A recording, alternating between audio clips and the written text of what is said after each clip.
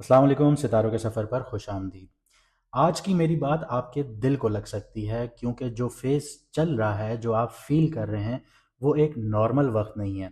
ज़िंदगी में कुछ रुक सा गया है, करियर में मेहनत के बावजूद ग्रोथ नहीं हो रही, पैसा आता है लेकिन टिकता नहीं है या पैसा टूट-टूट कर आता है।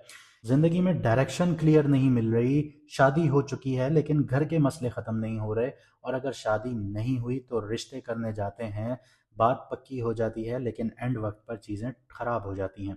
अंदर एक अजीब सी बेचैनी है, कन्फ्यूजन का शिकार हैं, कभी ओवर थिंकिंग चल रही है और कभी थकान का सबब बन रही हैं चीज़ें।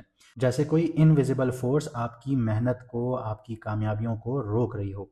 ये सब रैंडम नहीं होता। इस वक्त सूरज ग्रहण लग रहा है यानी 17 फरवरी को, और इसी के साथ नया चांद है। ये एक बहुत पावरफुल अलाइनमेंट एक्टिवेट हो रही है क्योंकि जो सूरज है वो ईगो, आइडेंटिटी, लाइफ डायरेक्शन, ये सारी चीज़ें रिप्रेजेंट करता है और जो चांद है वो आपके माइंड, आपके इमोशन, आपकी इनर स्टेट को कंट्रोल करता है और ये एक लाइन में आ रहे हैं। तो ज़िंदगी के हिडन पैटर्न्स जो हैं वो अब सरफेस पे आते हुए नज़र आते हैं।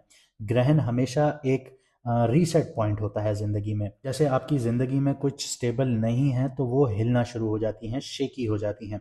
इसकी बहुत बड़ी मिसाल ऐसी है कि आप कंस्ट्रक्शन करना शुरू करें और जो सरिया है वो आप प्रॉपर ना डालें जो उसकी प्रॉपर रिक्वायरमेंट है। तो जब अर्थक्वेक का वक्त आएगा तो सबसे पहले आपको उसका जो ढांचा है वो हिलता हुआ नज़र आएगा और वो ज़मीन बोस भी हो सकता है। जो इल्यूजन्स हैं वो इस टाइम पीरियड में टूटते हैं और जो सच होता है वो सामने आता है। तो ये प्लानिटरी पोजीशन इस वक्त तैयार हो चुकी है और एक बहुत बड़ा फैक्टर यहाँ पे ये है कि राहु भी यहाँ पे मौजूद है और कुंडली में राहु जो है वो एक शैडो प्लैनेट है। सडन इवेंट्स आना शुरू हो जाते हैं, कंफ्यूजन का शिकार हो जाता है इंसान, ऑब्सेशन होने लग जाती है किसी चीज़ से, इल्यूजन्स का शिकार हो जाता है। इसके अलावा अचानक से ज़िंदगी में ऐसे मोड़ आ जाते हैं जिसकी तवक्को नहीं होती। जब ग्रहण राहु के साथ इन्फ्लुएंस में आता है तो लाइफ में कुछ चीज़ें अचानक चेंज होती हैं।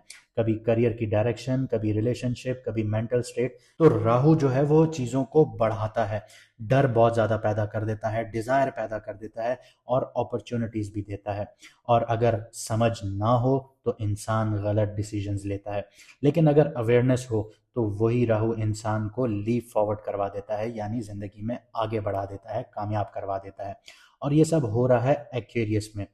एक्वेरियस जो है वो एक कलेक्टिव कारमा है, फ्यूचर डायरेक्शन है, सोशल सर्कल है, डेस्टिनी शिफ्ट है, लॉन्ग टर्म लाइफ पाथ है आप लोगों का। ये सारी चीज़ें एक्टिवेट करता है।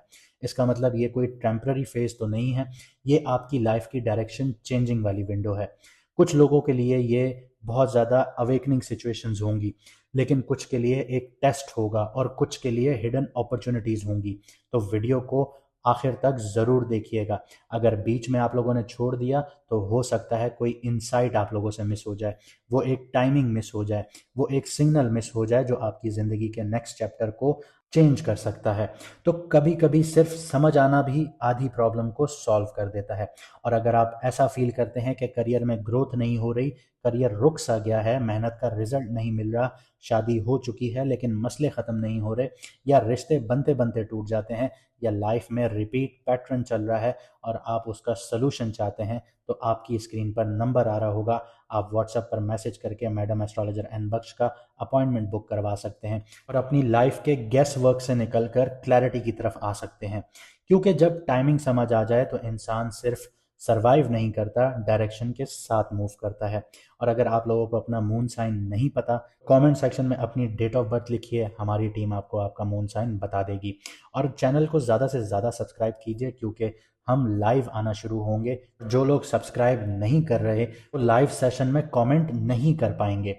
चलिए देखते हैं कि आपकी राशि यानी आपके बुर्ज, आपकी कुंडली में अब जो सूरज ग्रहण लग रहा है उसका इम्पैक्ट आपके ऊपर क्या होने जा रहा है। क्योंकि सूरज ग्रहण या चांद ग्रहण जब भी लगता है उसका इम्पैक्ट आपकी ज़िंदगी में 6 महीने तक रहता है। अब बात करते हैं लियो मून साइन वालों की यानी कि बुर्ज असद वालों की यानी कि सिंह राशि वालों की।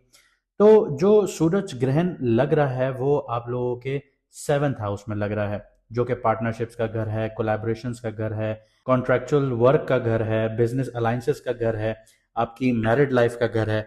तो यहाँ पे आपका सूरज ग्रहण लग रहा है, तो यहाँ पे आपके करियर, जॉब, बिजनेस, क्रिप्टो और स्टॉक के हवाले से बात करें तो अपॉर्चुनिटीज कहाँ हैं? अपॉर्चुनिटीज़ आपकी बिजनेस कोलैबोरेशंस में हैं या जॉइंट वेंचर्स में हैं, ये बहुत स्ट्रांगली एक्टिवेट हो जाता है। लीगल एग्रीमेंट्स हो गए या कॉन्ट्रैक्ट साइन करना, ये सारी चीज़ें बहुत फेवरेबल हैं, लेकिन एहतियात के साथ करनी होंगी। इसके अलावा करियर में किसी मेंटोर या पार्टनर के थ्रू आप लोगों को अब प्रोग्रेस मिलेगी और बिजनेस पार्टनरशिप्स जो होंगे वो भी आप लोगों के लिए अच्छे रहेंगे। लेकिन यहाँ पे शर्त सिर्फ इतनी है कि आप लोग ढैया में आ चुके हैं, तो आप लोगों को थोड़ा एहतियात से आगे कदम रखना होगा। आगे बात करते हैं कि थोड़ी सी एहतियात यहाँ पे क्या है कि राहु जो आपके इसी घर में बैठा है, 7th हाउस में बैठा है, और सूरज ग्रहण के वक्त ये थोड़ा सा आपको यहाँ पे मुश्किलात दे सकता है। तो आप लोगों ने इम्पल्सिव डिसीजन से बचना होगा। मिसअंडरस्टैंडिंग्स देखने को मिल सकती हैं पार्टनर्स के बीच में, आपकी आपके पार्टनर के साथ आपकी मिसअंडरस्टैंडिंग्स हो सकती हैं, तो थोड़ा एहतियात से रहिएगा। स्पेक्युलेटिव वेंचर्स हों या फिर हाई रिस्क कोलैबोरेशंस हो, टेम्पररी आप लोगों को इनमें कन्फ्यूजन का शिकार देखने को मिल सकते हैं आप लोग।